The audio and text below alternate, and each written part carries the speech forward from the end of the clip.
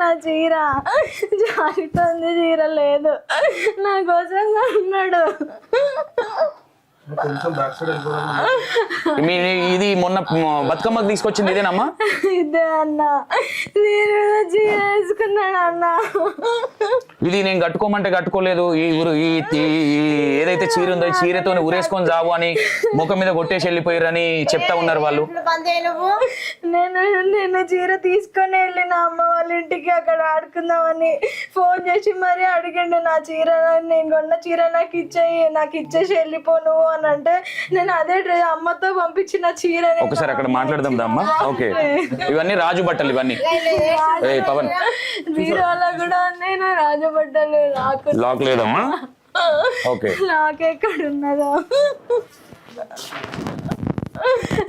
రాజు ఇక్కడే కూర్చునేటోడు అమ్మ రోజు. రాజు లేదు, ఇంకెక్కడ కూర్చోడు, ఇక్కడే కూర్చుంటాడు.